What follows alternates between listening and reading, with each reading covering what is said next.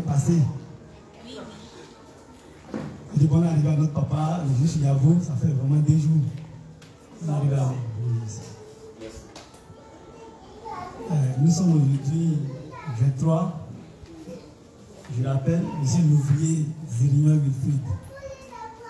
Et depuis la semaine, c'est moi qui ai la notre charge de nous entretenir sur le thème de la délivrance parfaite. Ça fait aujourd'hui 4 séances. Et nous sommes aussi sur thème. Et je l'avais dit précédemment que c'est un thème qui pourrait être traité même en 5 minutes. Mais comme la répétition est pédagogique et pour une meilleure compréhension, nous allons revenir, nous allons encore répéter afin que nous sortions d'ici. Voilà. Hier, comme toutes les fois passées, nous avons touché les différents points. Les différents points, le premier cas, les possessions démoniaques et la façon de faire des légalistes dans les églises en ce qui concerne les délivrances. Comment ils procèdent, comment ils démènent, les jeunes, plusieurs choses urgentes. Et nous avons notre temps. Autant les apôtres, la Bible n'était pas encore écrite. Voilà. Depuis l'Ancien Testament jusqu'à les apôtres, la Bible n'était pas encore écrite. Il y a eu beaucoup de choses. Voilà, tout n'était pas encore finalisé. Et après les apôtres, on va comprendre au fur et à mesure, avec le Saint-Esprit, la profondeur des choses. Voilà, même les apôtres eux-mêmes, lorsqu'ils ont reçu l'évangile, il y a beaucoup de choses qu'ils ne comprenaient pas. Voilà, il y a beaucoup de choses qu'ils ne comprenaient pas. Et il y a les faits, et il y a des débats même qui se soulevaient. On va voir même dans Actes, où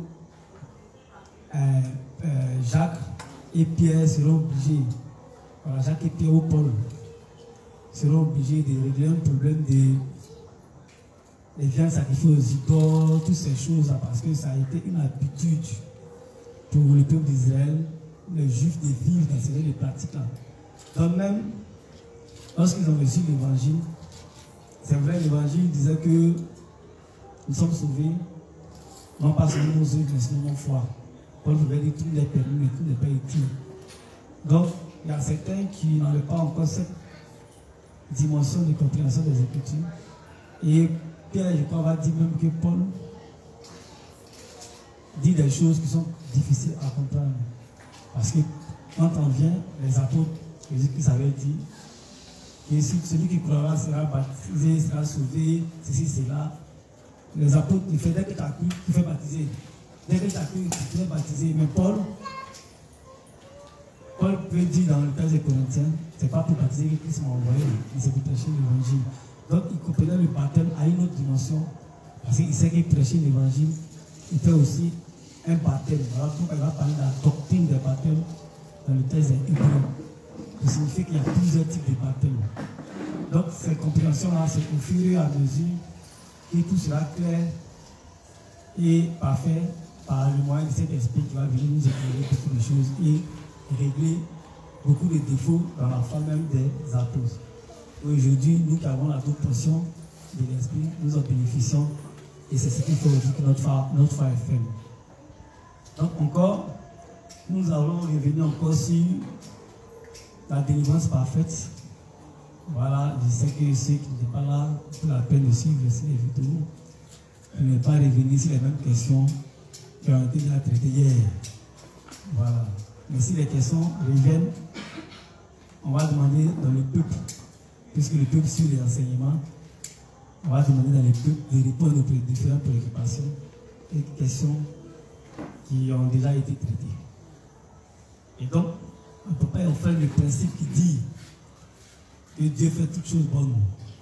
Et avant de passer à un nouveau jour, il s'assure que le jour qu'il a créé précédent est bon. Et Dieu vit que c'était bon et Dieu passe à un nouveau jour qu'il crée. Donc, comme nous avons l'Esprit de Dieu et que nous marchons dans les pas de notre Seigneur, il va appliquer ce même principe.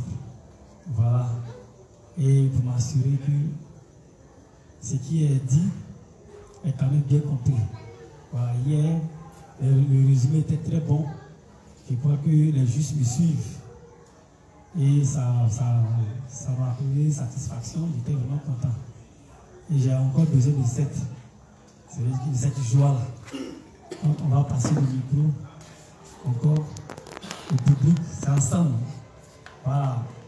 C'est ensemble que nous traitons ce thème, la délivrance. Afin de sortir d'ici, ne disent pas qu'on n'a rien compris. Mais on peut se dire qu'ensemble, nous avons traité le thème et ensemble nous sommes édifiés, ensemble nous sommes éclairés. Voilà. Donc, on va passer le micro et on va prendre un peu les points, les différents points. Voilà. Juste déjà, je n'ai pas encore fini de faire ma phrase à la lever du doigt. Oui, il y a rien. Oui.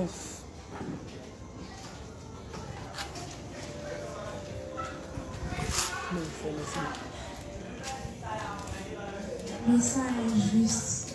Bonsoir. Hier, on a vu que c'est plutôt le péché qui occasionne les démons. C'est parce que les légalistes ont du péché dans leur cœur qu'ils ont des démons. Et on a dit que la meilleure manière de chasser les démons, c'est lorsque on prêche l'évangile. Quand tu prêches l'évangile à une personne, que la personne reçoit la rémission de ses péchés, les démons partent au même moment. Et que quand on évoque, les démons peuvent partir. Même les pécheurs ont la capacité de chasser les démons au nom de Jésus parce qu'ils portent foi en le nom de Jésus. Donc, du moment qu'ils prononcent le nom de Jésus, les démons s'en vont. Mais vu qu'ils ne peuvent pas donner la rémission des péchés à ces personnes qui ont des démons, les démons reviennent avec 7 démons encore plus forts. Donc, la meilleure manière de chasser les démons dans le cœur des personnes, c'est de planter la parole de l'évangile. Voilà, c'est ce que nous dit. Amen.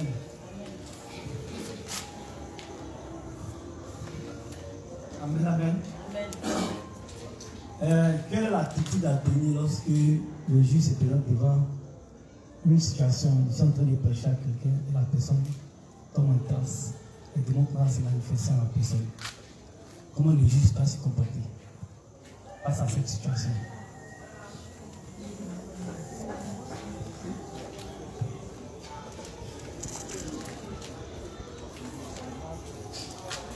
Bon, selon ce que j'ai compris un peu quand nous prêchons l'évangile, que la personne en face de nous tombe en transe.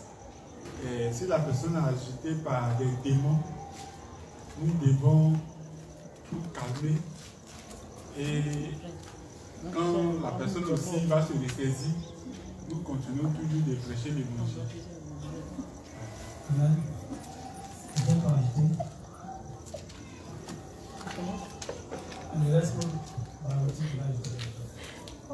Bonsoir, Messin. Ce que j'ai retenu à ce propos, c'est que quand un juste presse l'évangile à une âme, que cette âme tombe en transe, il faut d'abord identifier l'origine. Et ça peut être un cas de maladie. Voilà, parce que tout de suite, il ne faut pas tout attribuer à un démon.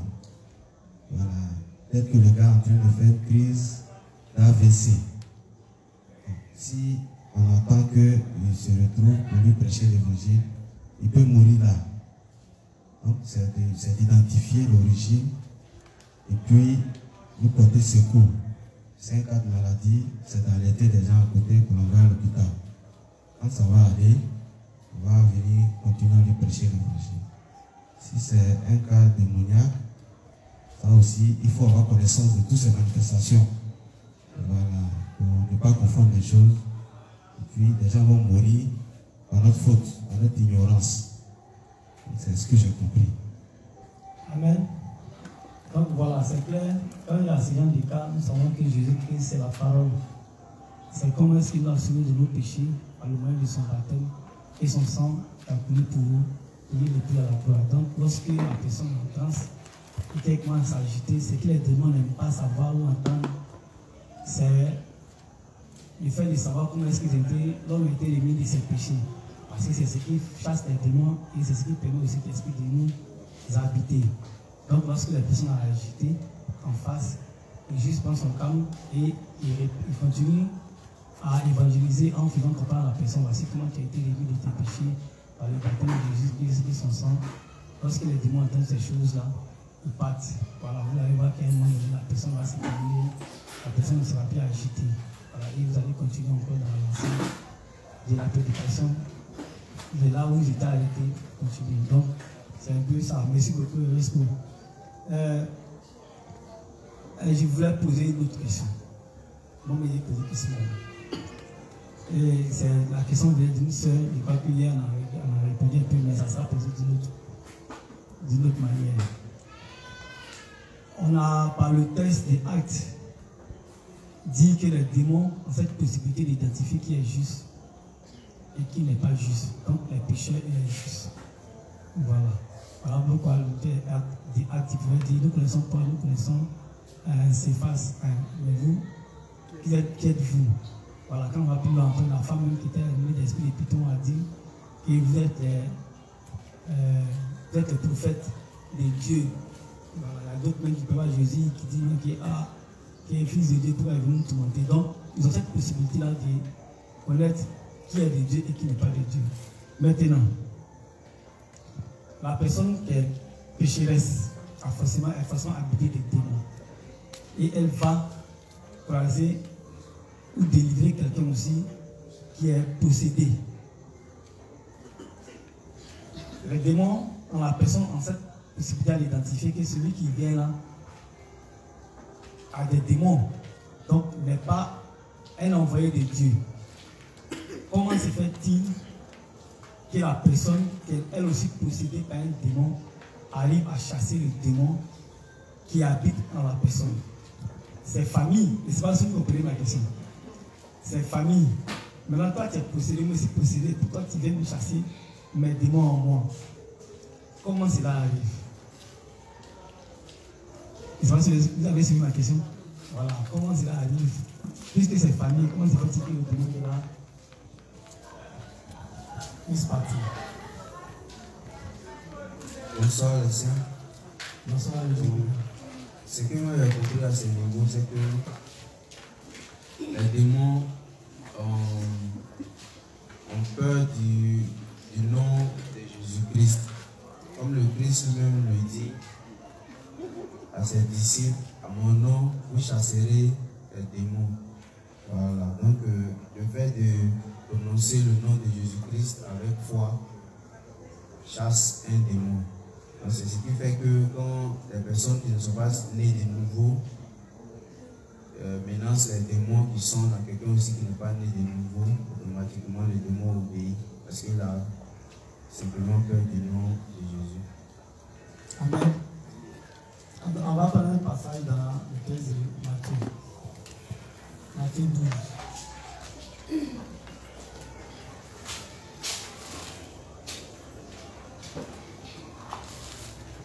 Matthieu 12 à partir du verset 22.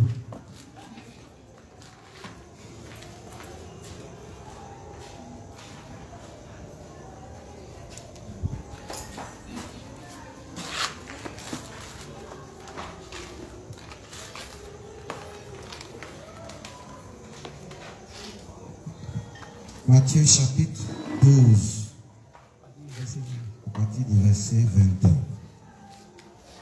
Alors on lui amena un démoniaque aveugle et muet, et il le guérit, de sorte que le muet parlait et voyait. Toute la foule étonnée disait: n'est-ce point là le fils de David? Les pharisiens ayant entendu cela dire: cet homme ne chasse les démons que par Belzébul, prince des démons.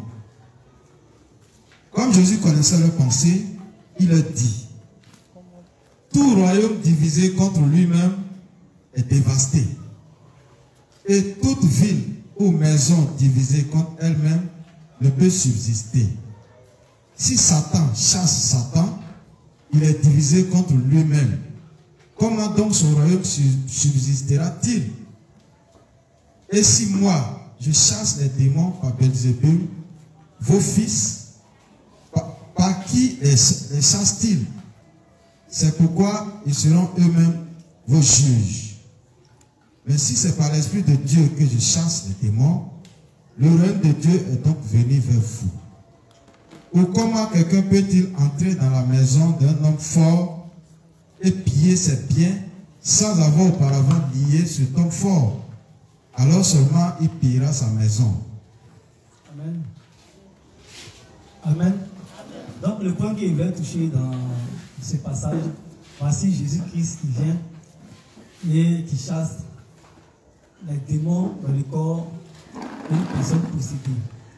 Et les pharisiens, comme toujours, ils viennent dire à Jésus que c'est par le prince Belzébul que Jésus-Christ chasse les démons. Alors Jésus leur répond pour dire, mais comment il peut chasser les démons? Comment Satan peut chasser Satan? Parce que si c'est Satan qui chasse Satan, à ce moment-là, il est divisé entre lui-même. Voilà. Mais si c'est par Dieu, la personne de Dieu qu'il chasse, à ce moment, parce que le royaume de Dieu est venu sur la terre, et ce sont les robes jusqu'au paraphrase. Donc ici, on comprend que Jésus est en train de répondre à ces personnes, c'est pour donner un peu l'explication, que la puissance qui va manifester ces gens-là, ce n'est pas par la puissance de Satan, mais c'est par le nom de Jésus-Christ. C'est par cette puissance-là que nous pouvons chasser les démons. Donc on ne peut pas manifester le pouvoir de Satan pour pouvoir chasser Satan. Ce n'est pas possible. Satan ne peut pas se chasser lui-même. Entre les compagnons, c'est des causeries. Voilà, mais c'est parce que c'est le nom de Jésus-Christ que ces gens utilisent. Dès qu'ils ne sont pas dit de nouveau, que Satan peut partir. Mais tout ça, on met ça dans le contexte des choses de Satan. Puisque eux étant légalistes, pour revenir encore, lorsqu'ils chassent les démons même de quoi bien, c'est presque des parties. Parce que quand ils regardent, ils savent que ce n'est pas un juste qui vient le chasser, celui qui est là aussi est possédé. Mais comme j'ai dit dans le Jésus-Christ, moi-même, il me presse des parties parce qu'il va revenir avec ma famille. Il va revenir avec ce autre démon. Donc ça devient, c'est comme si tu n'avais pas au final chassé le démon. Mais tu avais permis au démon de pouvoir revenir et hanter même la personne encore davantage. Voilà, donc on voit ici que le nom où les démons ne sont pas chassés par le pouvoir ou par la puissance de Satan, mais ils sont chassés par la puissance de Dieu lui-même. Voilà, mais c'est ce nom de Jésus-Christ là qui a vaincu Satan, qui l'a combattu, qui l'a vaincu, qui fait que ce nom-là peut effrayer les démons. Voilà, ils peuvent partir. Donc ce nom-là peut être utilisé aussi par les pécheurs pour pouvoir chasser les démons à une personne qui est possédée. Maintenant, comme il est dit d'entrer, le premier jour nous sommes choisis, il y a les réalités qui sont là, que nous avons vécues. Voilà.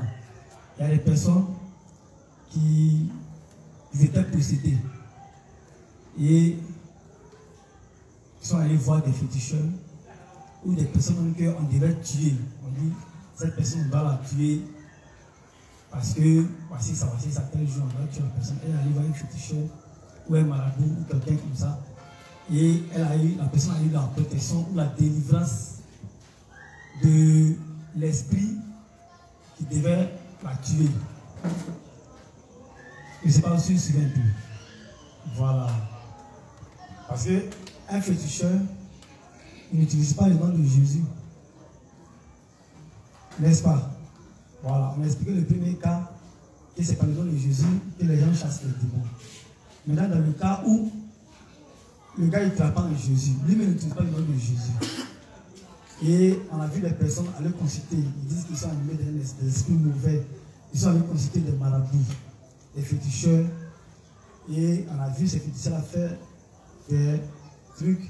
Et puis, cet esprit-là, c'est-à-dire qu'il est parti. On a pu demeurer la personne a retrouvé ses sens, n'a plus été possédé ou bien traumatisé. Il veut dire, remué par ces démons-là. Comment on explique ça? Est-ce que la personne a manifesté le pouvoir de Satan ou de Belzébuth pour le chasser, puisque c'est dit que la personne de Satan peut chasser Satan lui-même? Maintenant, comment c'est fait que le féticheur a pu calmer ou chasser cet esprit-là en la personne, et la personne a retrouvé tous ses sens? Est-ce qu'il y a quelqu'un qui peut pouvoir nous éclairer un peu sur ce truc-là?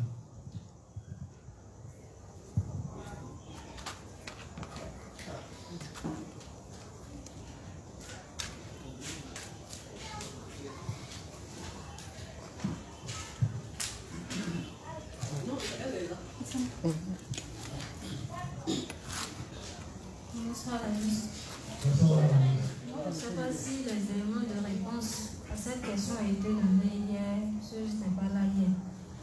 Mais bon, pour ma part, ce que je sais, c'est que dans ce genre de situation, le féticheur ou le marabout, il rentre en contact avec les esprits qui tiennent captive la personne concernée.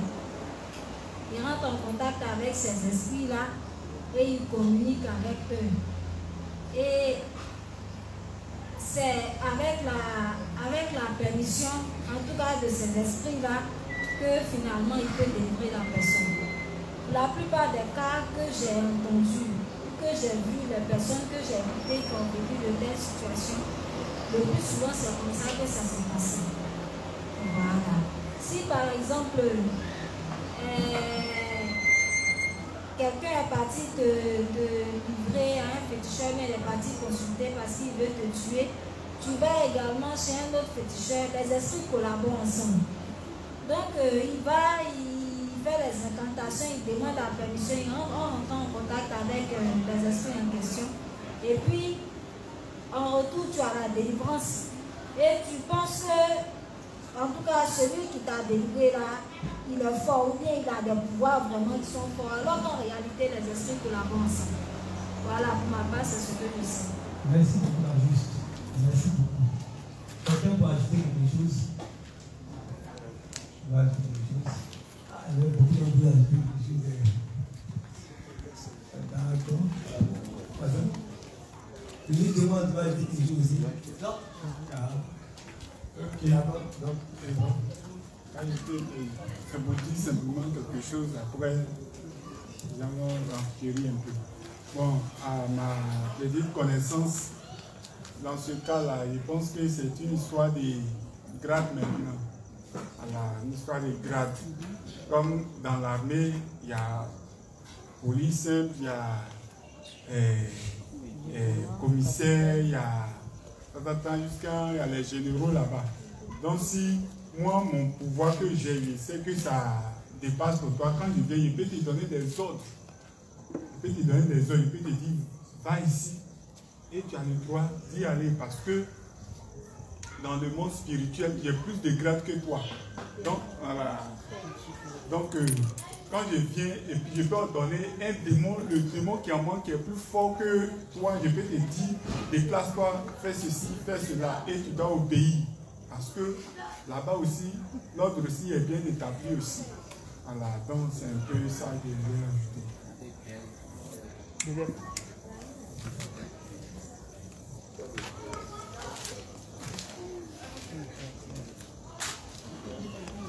Merci Alexandre. Moi, à ma connaissance, ce que je sais un peu de ça, c'est que c'est un peu ce que la sœur a dit. C'est-à-dire quand tu as un problème, par exemple, on dit que le sorcier veut te tuer. Voilà. Et puis on te dit, on connaît un puissant féticheur quelque part. En tout cas, si il a fait ton travail, c'est propre. Donc quand tu arrives là-bas, il va faire son travail. Il va te dire qu'il va consulter ses génies. En réalité, ces génies qu'il va consulter sont les démons. Il va aller rentrer en négociation avec ces personnes, avec ces démons-là. Il te dit que, comme moi je suis un de vos éléments, voici la personne que vous voulez tuer est venue se confier. Donc, je vous prie de laisser un peu de temps à la personne pour qu'on dise que moi aussi je suis fort. Voilà. Donc, il va faire le travail, il va te dire que rien ne va t'arriver. Mais le temps qu'il a signé avec ces démons-là, quand la date va arriver là, il te dit qu'après le démon te prend. Donc, c'est comme ça que ça fonctionne. Un peu sur ce côté-là. Comme ça fonctionne. Voilà. Amen. Reste bien aussi.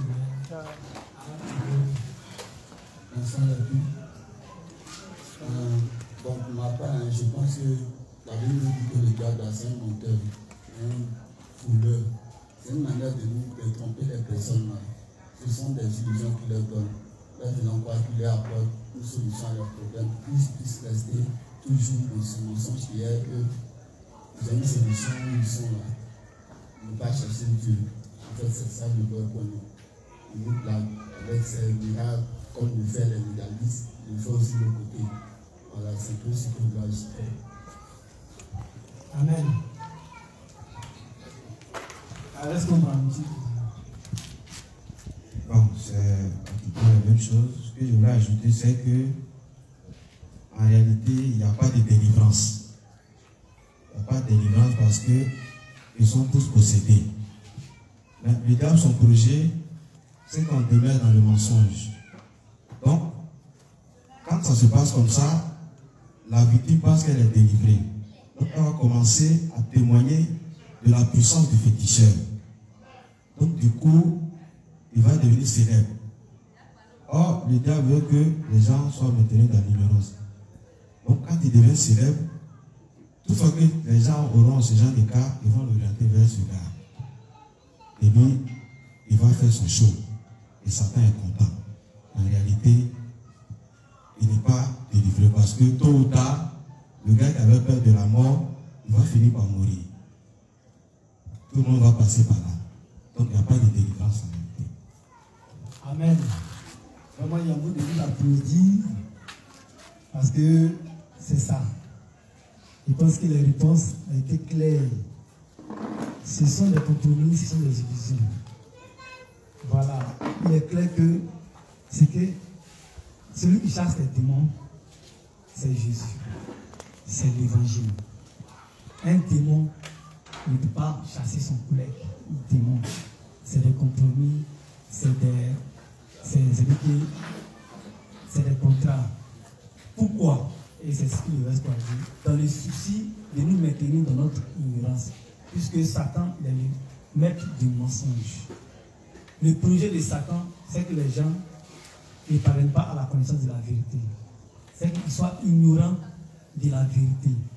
Donc, dans tous les plusieurs domaines, que ce soit dans le légalisme, avec les églises qu'il a mis en place, et même chez les féticheurs, lorsque tu vas arriver là-bas, et que tu vas présenter ce genre de problème, et qu'après tu vas recevoir, par exemple, des délivrance, ou bien des causes, un peu problème que tu as posé, tu auras foi en ces féticheurs-là. Tu vas même envoyer ou conduire certaines personnes à ces féticheurs-là pour dire que voici un féticheur qui est fort. Donc c'est un moyen aussi de Satan pour nous maintenir dans notre incrédulité, dans le souci de ne pas rechercher la voie du salut.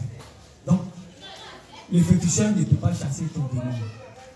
Le démon, il va t'attribuer peut-être un autre démon qui sera un peu plus sage par rapport à celui que tu avais auparavant. Mais tu n'es pas délivré. Dans tous les cas, tu es toujours possédé des démons. Voilà. Mais pour que tu sois maintenu dans ton ignorance et dans ton incrédulité, comme il dit, c'est des arrangements, mais c'est des choses qu'ils font, voilà, pour pouvoir tromper la vigilance des gens. Et c'est comme ça. Et on va voir les bouddhistes. Les bouddhistes, ils ont des démons. Mais ils sont calmes.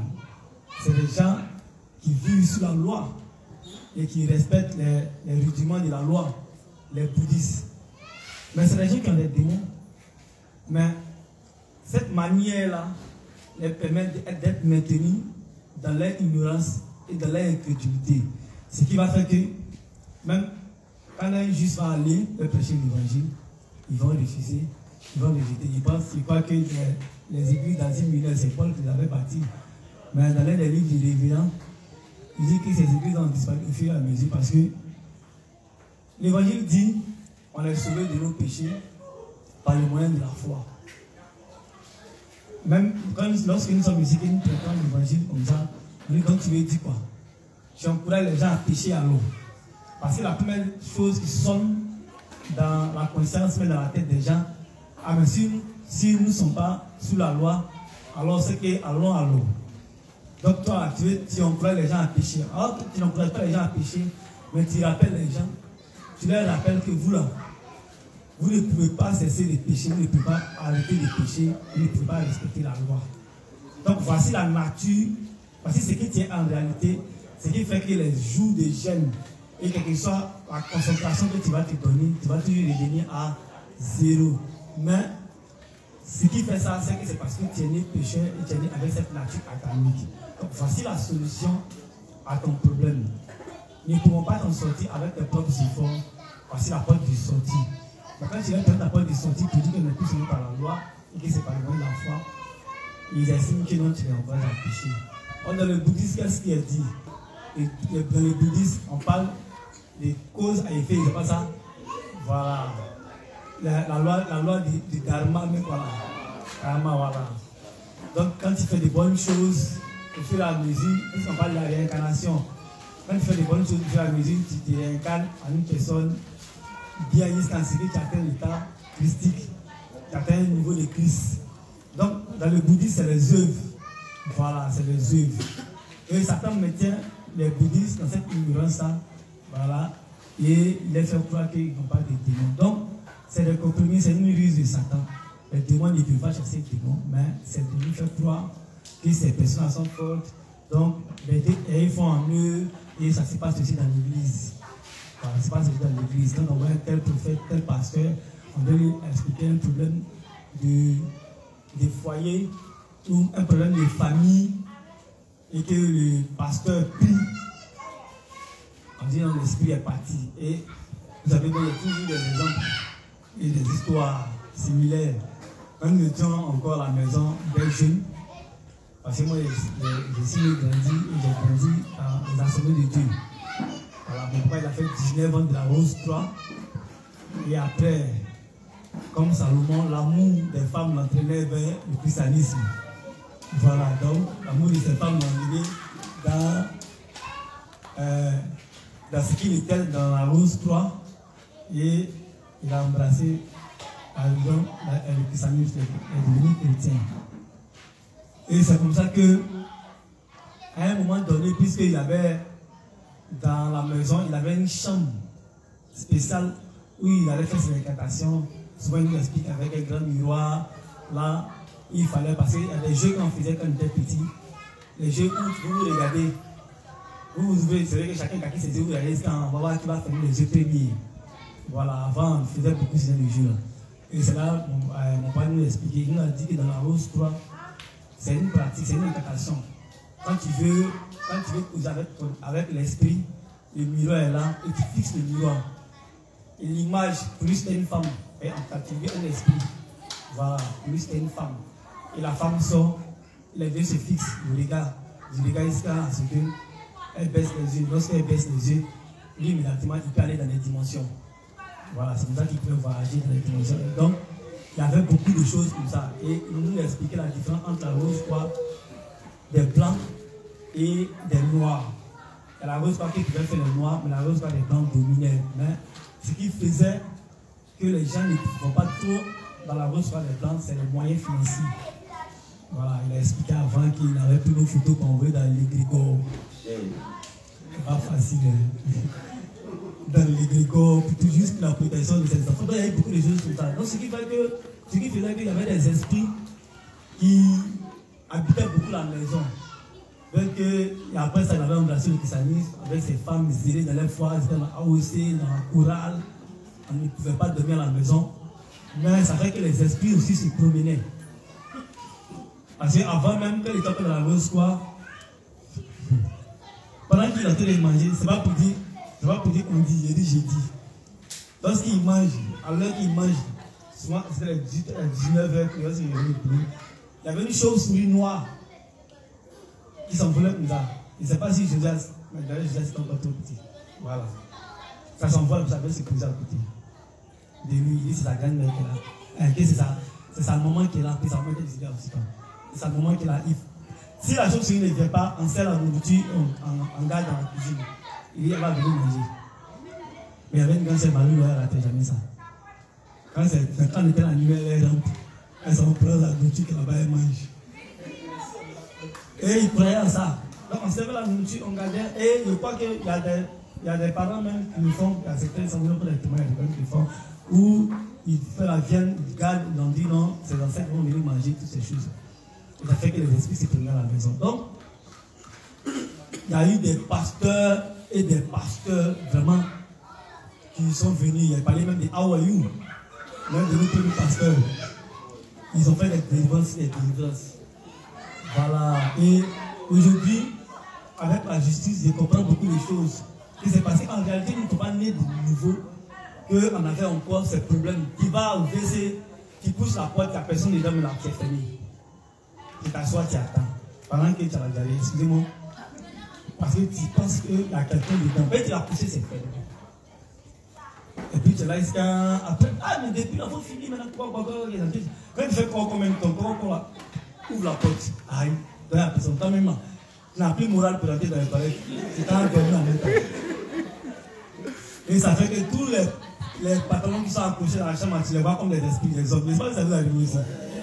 Tu vois comme c'est toi seul qui est effrayé. Il y a eu trop de choses comme ça, nous avons vécu. Cependant, les parents étaient des chrétiens zélés.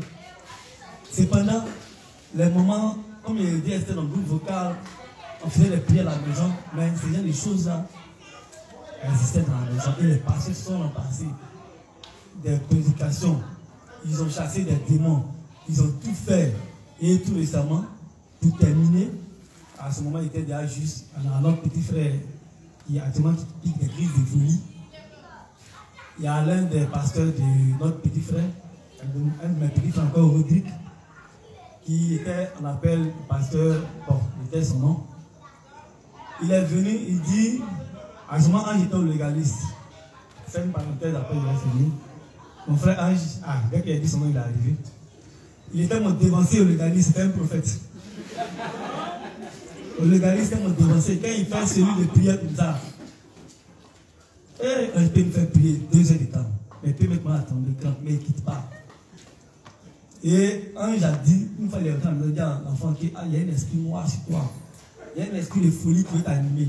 Et effectivement, l'enfant a piqué les crises de folie. Pendant qu'il parlait de nouveau, il y a la possibilité même que ceux qui sont animés, parce que c'est les démons qui communiquent. Voilà. Et l'enfant a piqué les crises de folie. Et le pasteur en question est venu. Il y a un premier qui est venu, il s'est fâché. Pourquoi l'enfant, quand il veut prier pour l'enfant rit? Mais l'enfant n'est pas dans son état normal. Il dit pourquoi l'enfant rit? S'il rit, il va le laisser. Et il est fâché. Et après ça, il y a eu l'autre pasteur, et Ange même était son chauffeur. Il est venu, il dit qu'il va faire une consécration de la maison. Et qu'on devait payer un animal, un agneau, ça de fou sans tâche. À ce moment, il était déjà juste. Donc pendant qu'il parle, il a demandé une couleur noire. Et donc, il va faire comme si on n'a pas pu payer l'agneau, on doit lui donner 50 000 francs pour la consécration de la maison. Il va purifier la maison. Parce qu'il y a trop d'esprit. Mais moi et mon papa, à ce moment, il était moisi. Donc quand le gars a dit ça, ça l'a énervé à mes gars. Il dit, mais Rodrigue, où j'ai pas enlevé 50 000 francs? Ton petit frère est malade, négocie avec ton pasteur, il me demande de lui donner 50 000 francs de payer. Ce qui veut dire que s'il avait le moyen, il allait le faire. Voilà. Et ça a ouvert les débats entre mon petit frère et moi. C'est obligé de l'attacher. Comme chez nous à la maison, chacun est dans ses communautés. Et d'autres ont répliqué pour dire non, c'est pas ça que ça a suivi les débats. Et le gars, il a fait une prière. Il dit, quand il est venu, il dit à mon petit frère, il est venu avec un de ses petits qui était zélé. Le petit dit, oh, elle a mangé pour les autres. Alors pendant qu'elle faisait la prière, c'est la maman de mon petit frère, puisque nous sommes des frères. La maman était là. Et elle dit, et C'était la seule femme parmi nous qui assistait à la prière. Elle a quitté même, elle voulait venir par rapport à la situation de son enfant. Et le gars dit, ils ont petit, son aide de camp dans la prière. Lui dit, oh, elle a mangé pour les autres. C'est à son tour de donner pour elle. Aïe. Bon, si c'est pas par là qu'ils sont en train de créer, et ils ont divisé des familles comme ça. Au nom de ces gens d'enseignement ou de prière. Ta maman est sorcière, ton papa est sorcier. Et ça fait qu'aujourd'hui, il y a beaucoup qui ont décidé de ne pas avoir de contact avec les parents. Si peut-être que c'est eux qui font échouer, comment dirais-je, les choses. Et on a suivi même une vidéo tout récemment où il y a les jeunes ont pris les mamans pour aller la mettre dans le feu. Parce que le pasteur a dit que la femme, elle est sorcière. C'est un peu notre femme. Elle est sorcière, donc il peut nous amener dans le feu. Elle a qu'à la faire. Et il a pris le sable. Il a fait une toute prière. Il dit, toi Dieu, tu as créé l'homme à partir de la poussière. Donc celui qui attaque l'enfant qui veut lui faire du mal, s'il n'est pas né et qu'il n'a pas été fabriqué aussi à travers la poussière, il pourra atteindre l'enfant. Il a pris le sable. Avec sa main gauche, il a dessiné une tombe au milieu du salon. Comme ça, avec le sable. Et puis il dit que papa, c'est fini. La tombe qu'il a fait là, c'est la tombe de la personne qui va attaquer l'enfant ou la maison. Si l'attaque net, c'est leur tombe, parce qu'il est fait aussi de poussière. Ils ont parti. Je vous assure que le cas de mon petit frère, c'est à Djamel qui a fait qu'aujourd'hui, il s'en sort. Parce qu'il y a Djamel un centre là-bas, des intoxications. Il s'est trouvé que ça n'avait rien à voir avec une position démoniaque. C'est vrai, il n'a pas l'évangile possédé, mais comme eux, il disait, c'est simplement que la France se droguait. Et c'est la drogue qui avait commencé à agir, comment dirais-je, dans son cerveau. Et c'est ce qu'il ne faisait pas du tout. Donc il lui fallait l'envoyer à l'hôpital pour ses soins. Et voici comment ils ont procédé pour la guérison de l'enfant. Mais ça a empiré le cas de l'enfant parce que les parents comptaient si la prière de délivrance les légalise. Alors que s'ils avaient su encore plus tôt que c'est l'hôpital qui pouvait le soigner, l'enfant serait déjà peut-être épargné. Et c'est ce que je crois bien que ça n'a pas même dans le même contexte avec l'explication qu'a donné le frère qui dit que si nous allons prêcher, quand on voit que quelqu'un est malade, on va là-bas à l'hôpital. Il est grand dit, les docteurs sont là pour se donner des soins. Si la personne a poussé les démons, Jésus-Christ, avec son évangile, est là pour se donner des choses. Amen. Donc, pour dire quoi? Que c'est pour revenir, que c'est de continuer, c'est de l'arrangement, qu'un démon il faut. Un démon, un féticheur, il ne peut pas chasser les démons parce qu'à la part de ça, il ne peut pas donner cet esprit.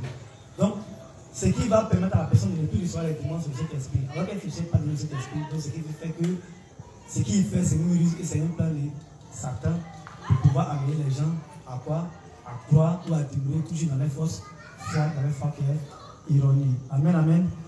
Donc je crois que sur cette partie-là, on a été clair, n'est-ce pas?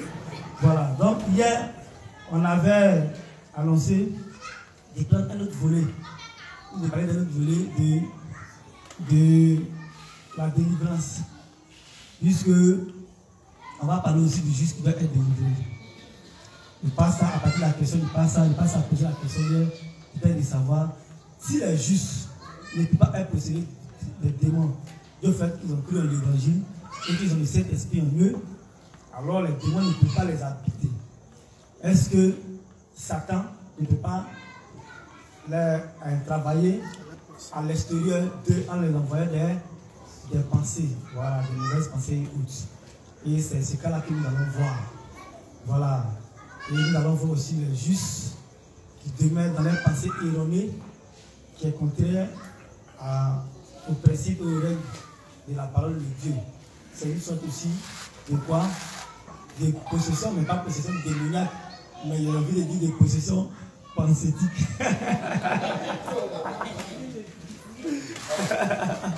Voilà, quelqu'un qui demeure dans ses pensées erronées, il a besoin d'être délivré. Par quel moyen?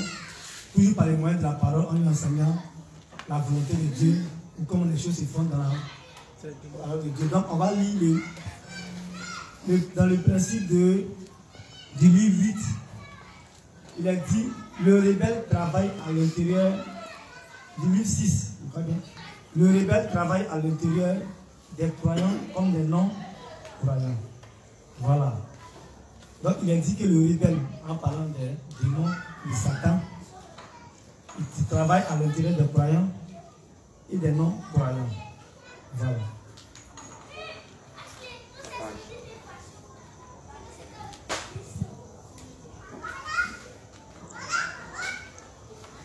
La page 325, le paragraphe 1.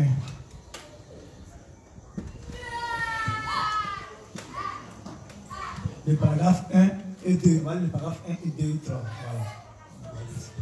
Livre 6, page 325, paragraphe 1, 2 et 3. Dieu nous a dit que nos pensées étaient confuses depuis le début. Genèse chapitre 1, le verset 2.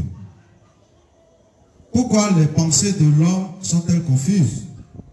C'est parce que l'ange déchu qui s'est retourné contre Dieu empêche les gens de croire en la parole de sa justice en rendant leurs esprits confus et vides. C'est comme cela que le péché est venu dans le cœur de l'homme. Genèse chapitre 3, 1 à 8. Les Écritures nous disent qu'un ange créé par Dieu se tourna contre lui.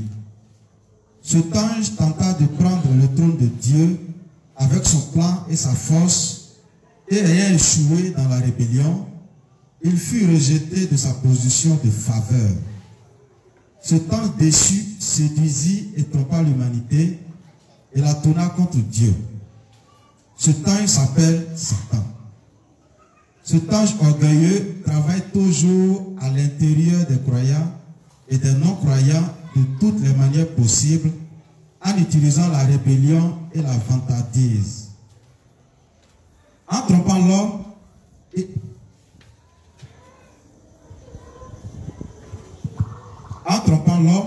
il défie la parole de la justice de Dieu et son autorité. Le diable ment toujours aux gens pour qu'ils ne soient pas capables de croire en l'évangile de l'eau et de l'esprit. Ayant été trompés par le diable, beaucoup cherchent en vain leur propre justice, rendent ainsi leur vie et leur esprit vide et confus. Amen.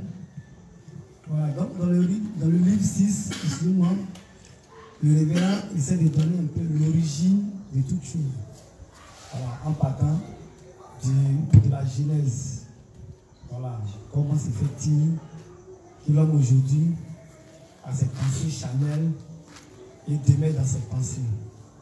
Et nous savons que lorsque Dieu crée, avant de créer le monde d'abord physique, il y a un monde qui a existé, qui est le monde spirituel, où Dieu existait avec ses gens, ses anges et autres. Et c'est de là-bas que Satan va se révéler comme Dieu. Voilà, va se révéler comme Dieu. Et avec un tiers des démons, ils seront jetés. Et Dieu va faire le monde physique. Il va créer cette créature que nous sommes. Et bien, il va créer d'abord en premier Adam et Ève. Il va les mettre dans le jardin. Et quand Dieu crée Adam et Ève dans le jardin, Adam et Ève, la Bible dit dans le texte de Genèse 1, verset 26, que Dieu nous crée à son image et à sa ressemblance. Je crois que l'inspecteur Brugui a été clair dans les détails de ces mots lorsqu'il faisait l'enseignement sur le monde subversif. Voilà. Il a expliqué que l'image en hébreu c'est Selem. Voilà, Selem, excusez-moi si je ne prononce pas bien parce que je ne suis pas un hébreu ou un juif. C'est Selem qui signifie une intelligence, mais une intelligence qui vient de Dieu. Voilà, une intelligence. Non pas une intelligence qui est mathématique, ou bien tout, mais une intelligence que Dieu nous donne. Voilà, qui vient de Dieu, puisque l'homme va juger dans les principes et dans les voies de Dieu. Et à sa ressemblance, en hébreu, c'est un démout. Voilà, démout. C'est ça, là, ils disent Djoma. Démout. Il utilise un peu les trucs hébreux. Voilà, trucs hébreux. Donc, avec lui, on va aller faire les limoudines. Parce que les limoudines nous fatiguent. Ils disent pas l'hébreu. Mais on leur donne Bible en hébreu. De pas lire. Ils nous fatiguent avec Beraka. C'est là. Voilà. Donc, c'est compliqué, toutes ces choses. Donc, Démout, qui signifie que nous avons la faculté de juger librement. Il demande clairement que Dieu nous a donné le libre arbitre. Voilà, et c'est cette faculté-là de juger librement que c'est cette faculté dont Dieu se réjouit. Voilà, parce que Dieu sait qu'il l'a choisi, et ce choix-là vient de toi-même. Voilà pourquoi, comme il a dit, il va mettre, je mets devant toi la vie d'amour et je te conseille. Donc Dieu nous propose, il crée des conditions pour que nous venons à lui. Et nous avons toujours cette possibilité de nous rejeter comme de l'accepter. Et donc, nous allons voir, le révérend continue par dire que c'est que, à cause de la désobéissance, la dame et elle dans le jardin, le péché va rentrer. Et lorsque le péché entre dans le monde, c'est à ce moment précis que l'homme maintenant va plus juger selon les règles de Dieu ou dans la pensée de Dieu. Mais l'homme maintenant aura ses propres critères de jugement. L'homme aura maintenant sa propre manière de voir, sa propre pensée. Donc ce qui va occasionner ces choses-là, c'est quoi? C'est le péché. Et on va voir que par le péché, maintenant, l'homme va évoluer avec ses pensées qui sont contraires maintenant aux pensées de qui? Aux pensées de Dieu. Et Dieu va dire, voici l'homme est devenu comme l'un de nous, quoi? Pour la connaissance du bien et du mal. Donc l'homme, au début, va juger le bien et le mal dans la volonté de Dieu. Voilà, mais lorsqu'il quitte les volontés de Dieu et les pensées de Dieu, il va commencer à juger les choses selon lui-même et sur son propre standard. Voilà. Et quand on va poursuivre les choses, on va voir que l'homme, à partir de ce moment, va poursuivre, va continuer avec le péché. Et ce monde que Dieu lui avait donné de dominer à cause du péché et de la désobéissance, Satan maintenant va posséder l'homme. Parce que l'homme ayant le péché en lui, les démons maintenant vont habiter en l'homme et vont faire à l'homme ce qu'ils veulent. Voilà, ils vont communiquer leurs pensées à l'homme et l'homme va suivre maintenant les pensées de Satan. Et quand on va poursuivre, arriver même dans la Genèse 11, on va avoir une rébellion de l'homme en voulant construire la tour de Babel. L'homme va vouloir construire la tour de Babel pour pouvoir faire quoi? Pour pouvoir atteindre le divin et se faire un homme. Donc l'homme va vouloir établir lui-même maintenant ses propres projets. Puisque Dieu avait son projet, il l'avait établi avec l'homme.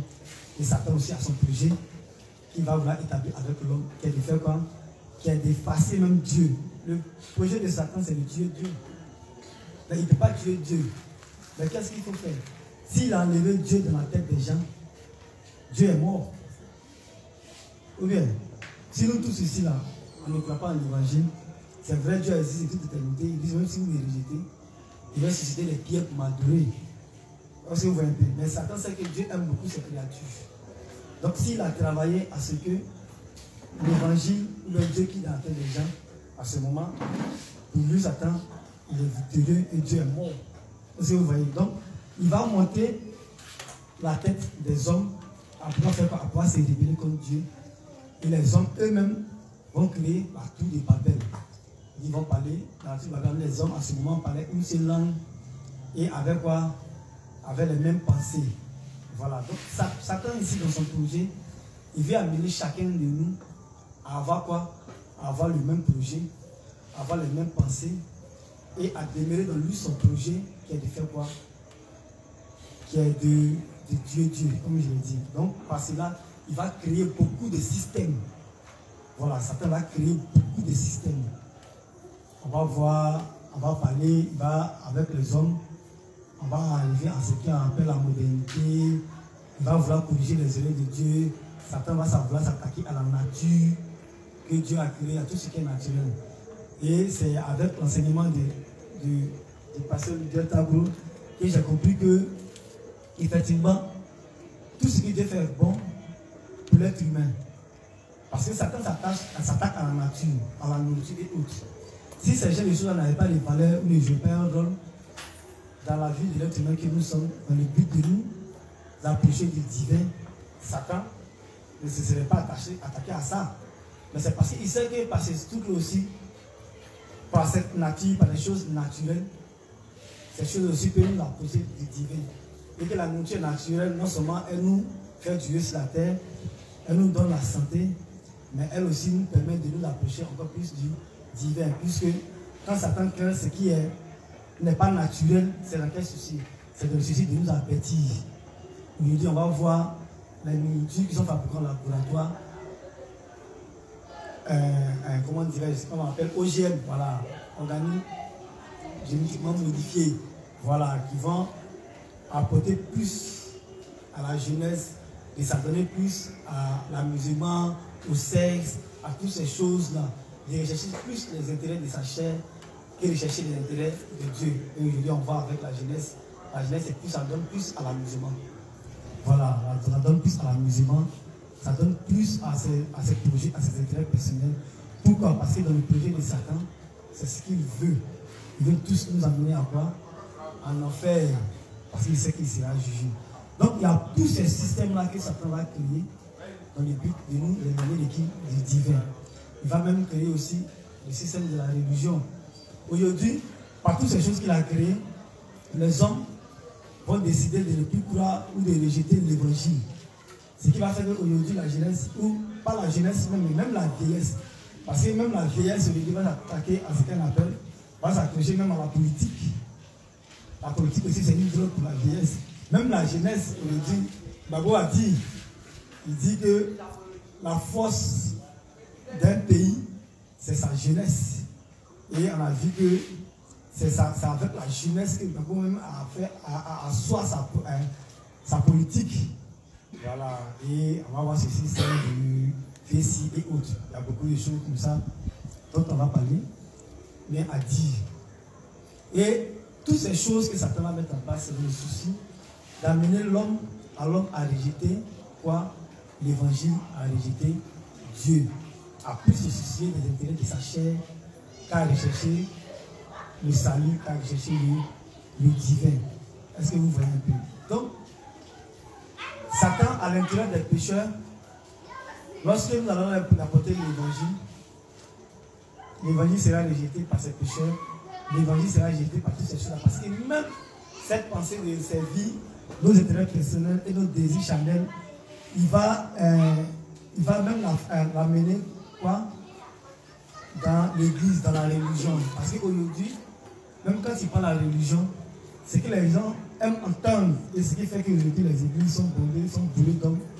C'est des prophéties disant, tu vas voyager, tu vas te marier, tu vas avoir du travail, tu vas avoir du succès, tu vas avoir ceci, cela. Tout ramène quoi? Au plaisir charnel. Voilà, quand lorsque dans ton évangile, toutes ces choses-là ne ressortent pas, les gens ne trouvent pas d'intérêt et se battent contre l'évangile. Et ce qui fait qu'à l'intérieur de ces personnes-là, Satan va travailler et Satan va amener toutes ces personnes à rejeter quoi? À rejeter l'évangile. Mais Satan, c'est vrai, il fait ce travail, mais il sait une chose, il ne peut pas, comme il dit, diriger notre libre arbitre. Le libre arbitre est toujours là pour nous amener à un moment donné, à un moment de réflexion, d'analyse, de comprendre où je suis là. Est-ce que je suis dans la vérité? Est-ce que ce qui est fait là, c'est bon? À un moment donné, nous-mêmes, lorsque nous étions dans le légalisme, je voulais tellement aller en France parce qu'on avait des amis qui réussissaient ça et là. En ce temps, il y avait ce problème de corps habillé qui était à la mode. Et parce que mes amis qui m'entouraient sont rentrés dans l'armée. Et on m'appelait même commando bras cassés. Puis il y a d'autres qui pensaient qu'ils m'ont mis corps habillé. Et ça me faisait mal. Je me sentais frustré. Pourquoi? Parce que moi aussi, je voulais m'en sortir dans la vie. Et il est bon, si je ne peux pas corps habillé, pourquoi ne pas aller en France? Et Satan, tellement il est fort, Satan attaque toujours par tes faiblesses. Ce que tu veux là, c'est dedans Satan attaque. Donc il voulait aller en France. Donc Satan maintenant, qu'est-ce qu'il va faire? Il va passer par mon papa, qui a son frère à Londres, qui dit, mais est-ce que tu ne peux pas me confier un de tes enfants? Je vais l'envoyer avec moi à Londres, je vais le faire venir à Londres. Et le père, comme si Satan lui avait communiqué cela, il dit, oui, il y a mon frère qui dit, veut que il veut prendre un de mes enfants, mais j'étais légal sur toi et je dis que c'est toi qui va en France. Donc, qu'est-ce que tu fais? Ah, c'est bon. Hein? Mais à ce moment, comment il vient en France, il s'est allé faire ce qu'on appelle petits amours. Il y a la copine d'un frère qui était venue et qui m'a lavé. Il m'a donné les cuitants, les parfums à utiliser. Et à ce moment, il vendait des livres, libérer une patère. Avec ces parfums-là, même au travail, tu vas t'en sortir. Et je vois mes affaires marcher. Ça marchait. Et tout, mais il y avait comme totem de citron. Parce qu'il désirait vraiment aller en France, m'en sortir. Et c'était mon désir. Mais en faisant ça, je savais que ce qu'il faisait n'était pas bon. Et que Dieu qui m'avait créé n'était pas d'accord avec. Mais lorsqu'on venait me parler de Dieu, il rejetait catégoriquement parce qu'il ne faut pas gâter mon projet. Il ne faut pas gâter mon projet. Parce que si je dois te suivre, mon projet d'aller en France, de réussir dans la vie, et aussi de me présenter devant mes amis comme quelqu'un de grand, va tomber à l'eau. Parce qu'avec Dieu, c'est là. Donc il faut aller rapidement. Et donc voici les pensées que Satan m'a, c'est-à-dire qu'il m'envoyait à chaque fois. Et ça m'emmenait à me braquer contre quoi? Contre l'évangile. Mais à ce moment, il était dans le légalisme. C'est-à-dire que c'est le légaliste qui est planté à moi. Mais même en faisant ces pratiques, au fond de moi, je savais que c'était mauvais. Donc à chaque fois, ma conscience m'interpellait. Mais je le faisais quand même. Parce que Satan m'encourageait dans ces trucs-là. Oh, alors, j'ai laissé. J'ai laissé quoi? J'ai laissé dans la misère. Tous les amis ont venu te voir, tous ils sont créés. À ce moment, on buvait fort. C'est eux qui ont venu payer boissons, ils sont frustrés. Tu ne remarques pas que quand on assiste à ta famille, c'est tes amis qui t'envoient aller payer les choses. Alors que c'est la même promotion. Donc, la frustration et toutes ces paroles de Satan faisaient que j'étais dévoué à vouloir arriver à mes fins. Et comme il a dit, mon totem c'était le citron. J'arrive un jour sur mon lieu de travail, j'étais voisin à des musulmans. Et il y a un petit doigt là, à chaque fois qu'il venait exposer mes livres, il venait à chaque fois exprimer. Sa maman vendait les fruits, les citrons, oranges, toutes ces choses. Le jour où tu mets le parfum, tu peux boire citron même. Mais le jour où tu mets pas le parfum, tu veux boire citron. Le jour où tu mets le parfum citron, tu vas boire citron. Ce jour-là, tellement il voulait là, j'ai mis le parfum sur moi, ça coupe. Le parfum cap noir. Parfum cap, parce qu'il était utilisé beaucoup pour faire les médicaments. Il a utilisé beaucoup pour faire les médicaments. Et puis il y a les parfums comme Luxury et autres. Quand tu vas aller voir les féticheurs, il y a des types de parfums qui demandent des choisis pour pouvoir faire le travail. Donc, il dit, quand l'enfant était exposé, l'enfant a pris citron.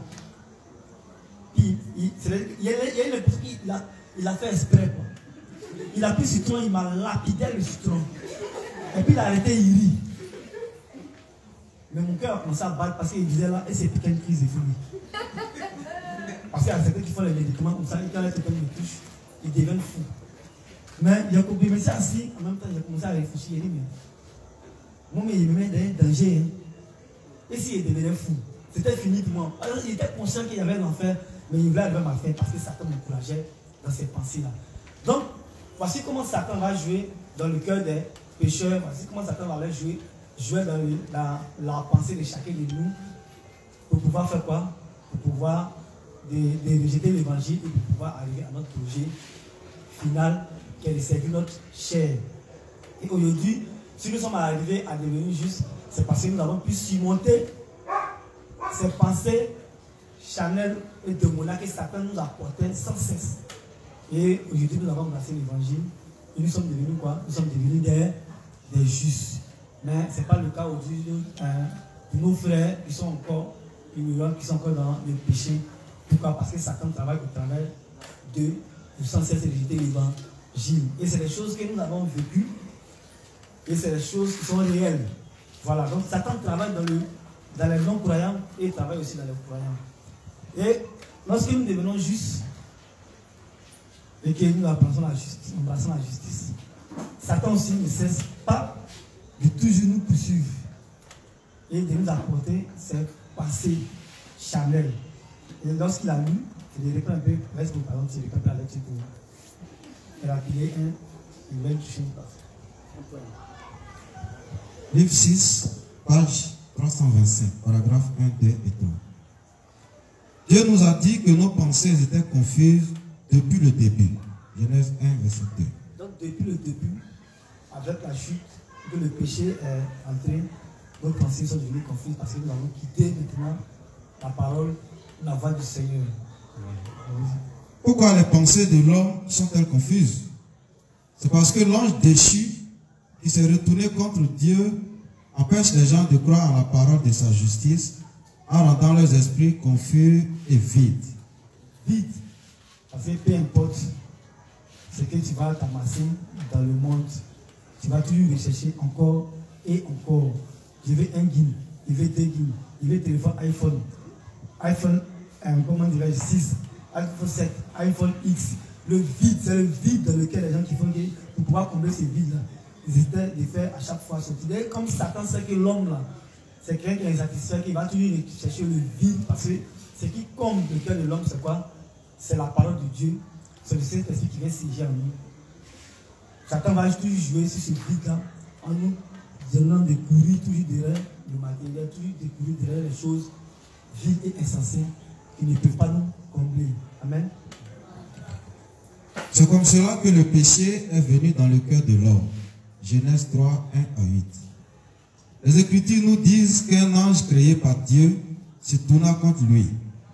Cet ange tenta de prendre le trône de Dieu avec son plan et sa force, et ayant échoué dans la rébellion, il fut rejeté de la position de faveur. Cet ange déchu séduisit et trompa l'humanité et la tourna contre Dieu. Cet ange s'appelle Satan. Cet ange orgueilleux travaille toujours à l'intérieur des croyants et des non-croyants de toutes les manières possibles en utilisant la rébellion et la vantardise. Donc, lorsqu'on vient, il dit cet ange dessus travaille à l'intérieur des croyants et des non-croyants. Pour les non-croyants, il les possède. On rappelle que le juste ne peut pas être possédé des démons parce qu'il y a le Saint-Esprit en nous.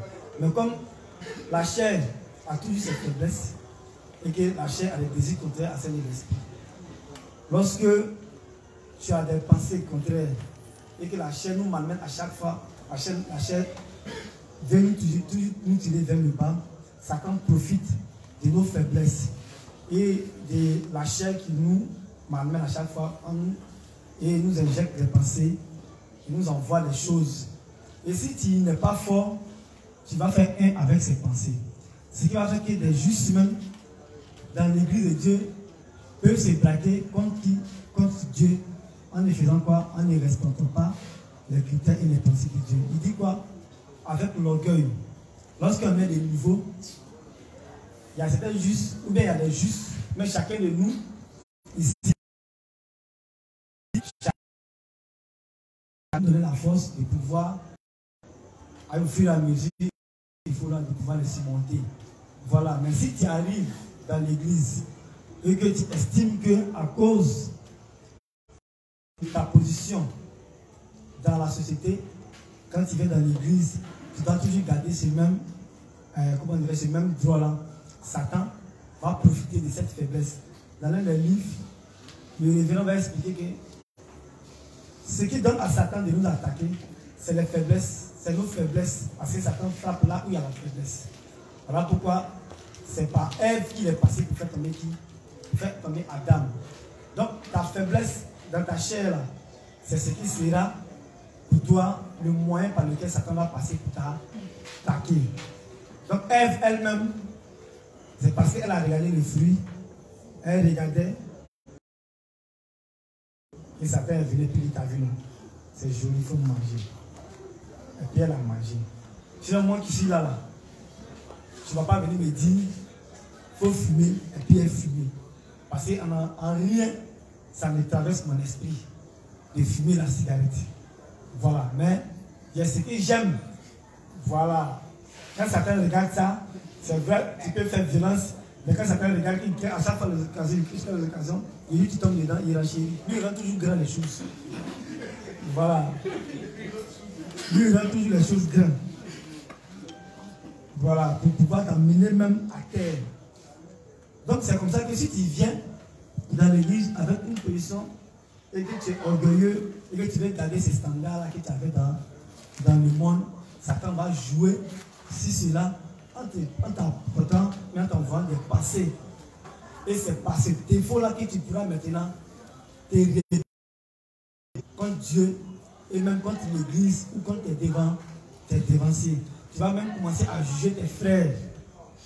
Il dit, moi ici comme ça, lui il est comme ça. Moi ici comme ça, pourquoi tu fais comme ça? Il devait dire ça, mais pourquoi il dit ça? Lui a dit ça, mais pourquoi il reste? Donc tu vas commencer à juger et à critiquer tes frères dans l'église, à voir tous les défauts.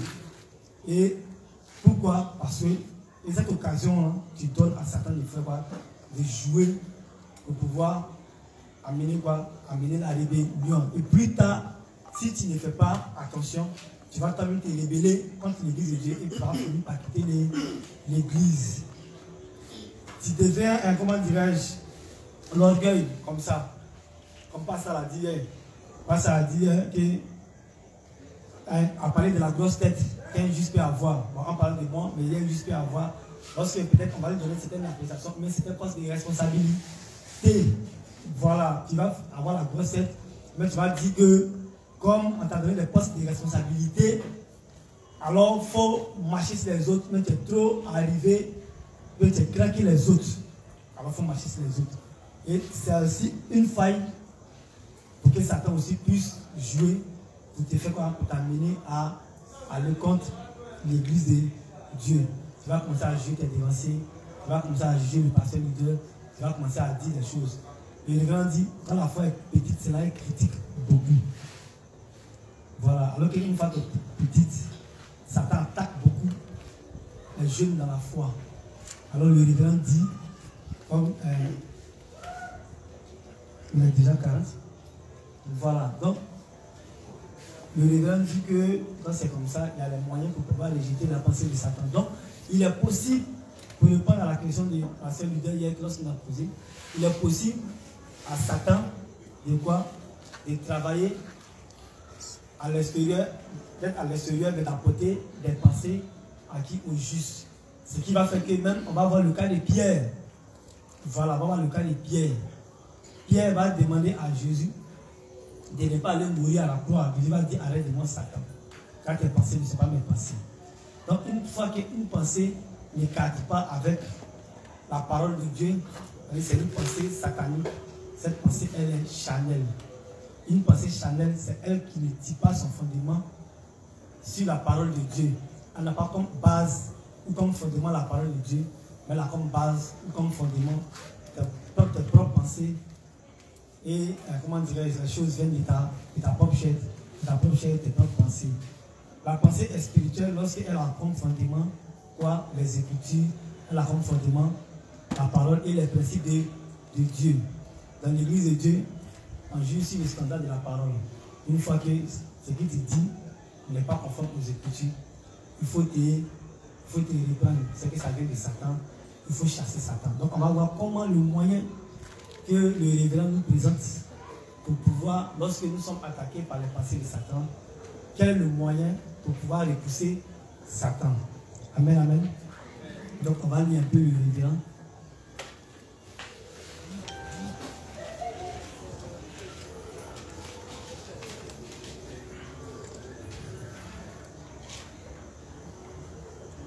Donc nous allons lire d'abord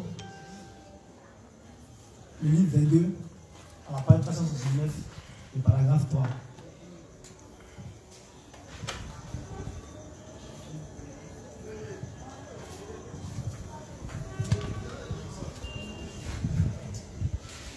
Amen, les justes. Voilà. Livre 22, page 369, paragraphe 3. Il y a également beaucoup d'incrédulité dans nos pensées quant au Seigneur. Satan essaie de semer l'incrédulité en nous et nous empêche de vivre par la foi. Dans des moments comme cela, nous devons vaincre le diable par la foi en disant, au nom du Seigneur Jésus-Christ, je te l'ordonne, arrière de moi, Satan. Donc, voici la solution qui nous est présentée. Il faut pousser même. 4, 5. Il y a quelque temps, je me suis rendu dans une certaine ville pour y implanter une nouvelle église. Donc le révérend lui-même va donner son histoire, une histoire qu'il a vécue. Il dit que lorsque Satan s'attaque à notre pensée, nous devons le rejeter pour dire Satan, éloigne-toi de moi. Voilà, c'est comme ça que nous devons rejeter les pensées de Satan. Mais nous ne devons pas faire un avec les pensées de Satan. Parce que le projet de Satan, c'est de nous éloigner de la vérité de l'évangile. Voilà, lorsque quelqu'un a l'évangile et qu'il fait un avec les pensées de Satan, Satan va l'éloigner peu à peu de l'église de Dieu jusqu'à ce que lorsqu'il voit ses frères, il se cache. Lorsqu'il voit les justes, il ne l'approche pas parce qu'il va les voir maintenant comme des personnes, comme des ennemis. Et quand c'est comme ça, jusqu'à ce que tu perdes la foi. Une fois que tu as la foi et l'évangile s'est éteint, toi, ton cas devient encore plus grave par rapport à ceux-mêmes qui n'ont pas entendu l'évangile. Parce que tu as goûté, comme le texte de dit, tu as goûté, tu as pris part à l'Esprit de Dieu et tu l'as rejeté. Il n'y a plus de. Pour toi, c'est fini, c'est bouclé. Et il vient même dire dans le livre que tu deviens un monstre. Parce que qu'est-ce qu'on pourra te dire qui est nouveau? Tu connais déjà l'évangile. Donc, pour ne pas tomber, même pour ne pas faire partie de ces cas-là, nous devons sans cesse rejeter lorsque le passé de Satan nous envahisse. On doit dire Satan, éloigne-toi de moi. Amen. Je suis allé là-bas avec plusieurs collègues dans le ministère pour chercher un lieu de culte. Lors de notre séjour dans un motel pendant la nuit, tout à coup, j'ai eu une douleur atroce à l'estomac. Alors j'ai demandé, Seigneur, je n'ai pas pris grande chose pour le dîner. Alors pourquoi mon estomac me fait si mal? À cette époque, je pensais que Satan essayait de saper ma volonté parce que je devais signer le bail avec le propriétaire le lendemain. Et c'était une première étape cruciale vers la prédication de l'évangile dans cette région. Tu as fini, non? Au 5, tu as fini? Le diable ne peut pas entrer en nous, mais il peut encore faire pression sur nous de l'extérieur. C'est clair. Donc le diable ne peut pas entrer en nous à cause du Saint-Esprit. À cause de l'évangile que nous avons cru. Mais il peut faire pression sur nous de l'extérieur. Donc on a les pensées et en même nous, comme le révérend le dit, il a eu un mal, une douleur atroce pendant qu'il venait faire une œuvre pour implanter une église dans une autre ville. Et voici comment le diable, pour l'empêcher de faire cette œuvre-là, on lui a apporté un mal. Voilà. Donc il y a une possibilité que Satan nous apporte un mal dans le but de nous empêcher de pouvoir faire l'œuvre de Dieu. Tu dois aller voir une âme. Et c'est important. Tu sais que l'âme, tu as commencé à travailler à elle. Elle a cette soif d'entendre l'évangile. Elle-même t'appelle. Et puis tu as la diarrhée. Excusez-moi, mais ce soir, je ne sais pas pour répondre depuis les hommes de diarrhée. Je ne sais pas ce qui s'est passé. Il me souvient du métro, il n'est pas ça qui nous a donné beaucoup de diarrhée. Mais tu vas voir que tu commences à prendre paresse. Bizarrement, tu es lourd. C'est là que tu as sommeil. C'est là que tu te sens fatigué. Alors que dans ton fond intérieur, tu sais que l'âme a besoin d'entendre l'évangile. Quand c'est comme ça, il faut comprendre que c'est Satan qui est en train de manœuvrer. Voilà, le révérend dit, il faut dire à Satan, éloigne-toi de moi. Et puis prends tes chaussures, habille-toi, il va prêcher l'évangile. Amen. Donc voici l'attaque, une autre attaque, elle va planter au révérend, ou Satan va planter au révérend en lui apportant quoi? Une douleur atroce. Le diable ne peut pas entrer en nous, mais il peut encore faire pression sur nous de l'extérieur. Alors j'ai crié dans mon esprit, diable, je t'ordonne au nom de Jésus-Christ de t'éloigner de moi, Satan. Amen. Comme cela, j'ai ordonné à Satan de s'en aller. Donc voici comment il a ordonné à Satan de s'en aller. Diable, je t'ordonne au nom de Jésus-Christ de t'en aller, de t'éloigner de moi. Excusez-moi, il y a un autre petit exemple. Encore, une autre petite histoire que mon papa m'avait expliqué quand on légaliste. Il dit que une femme avait son mari, allait au travail. Et dans le véhicule, ils étaient en train de se souvenir du passé, des choses qu'ils ont vécues. Et là, en même temps, voici, ça a créé des disputes entre la femme et son mari. Et la femme a commencé à s'énerver, elle a commencé à s'agiter, commencé à crier que son mari aussi, il répliquait. Et il a vite identifié que c'était un plan de Satan. Il s'est remis, on légalise, mais c'est un exemple aussi qui peut nous servir. Parce que c'est une histoire qu'il ne faut pas expliquer. Et il dit le monsieur a garé sa voiture, il a ouvert la porte de sa voiture, il est Satan. Il était en train de partir tout joyeux avec la femme de travail. Tu veux forcément mélanger, il faut sortir. Sors, alors il a vu ton plan, tu ne peux pas m'avoir au Dieu, sors. Et la femme a commencé à aller à et puis ils sont montés dans l'église, c'est devenu la joie, et ils sont arrivés au travail.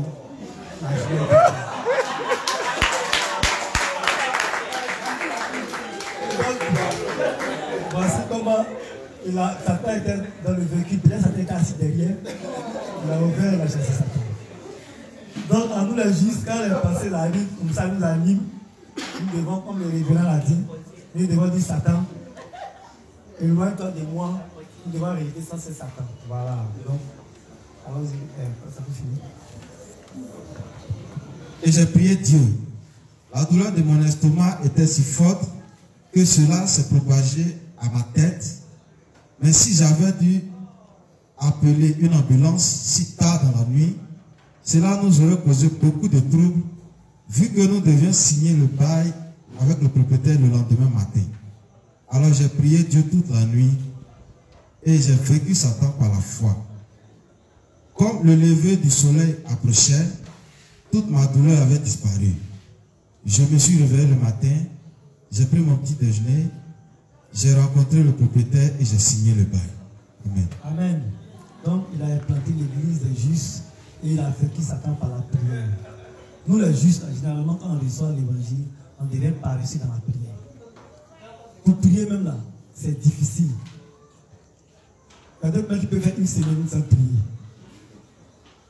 Et voici comment le révérend a subi une attaque, mais il a prié, et par la prière, il a pu vaincre Satan, par le moyen de la foi. Donc, les justes, ça démontre que la prière est très très importante dans la vie du juste. Le principe dit, le juste qui ne prie pas, c'est qu'il doit revoir sa foi. Parce que la prière, c'est ce qui est l'âme du juste. C'est la prière qui nous met en contact à chaque fois avec notre divin, avec notre Père, et qui nous permet de nous éloigner de l'attaque de Satan, et qui permet à Dieu d'intervenir. Comme ici, il y a des nouveaux, il tombe sur la table. Il y avait toute la paresse, parce qu'il est sauvé de mes péchés. Même pour prier, le révérend même dit que lorsque nous achetons de la nourriture pour manger, il dit, comment il dit ça là? Il dit, un juste, je vais utiliser ce propos, il dit un juste sérieux. Un juste sérieux doit prier chaque jour avant de manger. C'est en cela qu'il reconnaît que la nourriture qui lui a été donnée là vient de Dieu. Donc le juste qui est sérieux doit prier chaque jour avant de manger sa nourriture. Mais nous ici, là, combien de fois on prie même avant de manger? Tout est pire pour celui qui est pire. Et puis cette parole-là dit Dieu au moins pour un an. Parce qu'après ça, tu n'as pas dit ça. C'est fini. Tu continues. Expiation annuelle. Voilà. Parce qu'on est libre. On doit prier. Voilà. Il ne faut pas dire que le juste ne prie pas. Le juste doit prier. Donc, c'est très important. Voici comment le révérend a vécu Satan par le moyen de quoi? Par le moyen de la prière. Voilà. Quand le juste prie, quand tu pries, toi-même, tu sens un soulagement à l'intérieur de toi. Tu sens que tu as l'impression que tu décolles. Et c'est comme ça que, comme il le disait, il ne priait pas. Il y avait toute la paresse de prier. Et j'ai couché sur les tables, pour ceux qui connaissent chez moi à la maison, les tables qui sont là, il faisait nuit, il voulait prendre vent, parce qu'il fait chaud dans la maison. Il dormait là. Il ne dormait pas profondément. Hein. Il était juste. Hein. Et c'est vrai que, je ne sais pas, chez nous, on appelle ça coup du doux. Esprit des morts. Tu vois, il y a des trucs où tu ne peux pas bouger, tu ne peux pas crier, tu ne peux rien dire. Comme ça, dans la liste, tu tapes les nuits, mais rien de tout, c'est là que ça va. Et si là, la personne sème, la chose sème mon cou. Je vois les gens passer, je vois les silhouettes passer, parce que ce n'est pas pour faire mon sommeil. Il dit, aïe. Mais je n'ai pas remis ma foi en doute. Parce qu'il sait ce qu'il avait reçu. Il sait qu'il a reçu l'évangile. Il sait que ce qu'il a reçu, c'est vrai.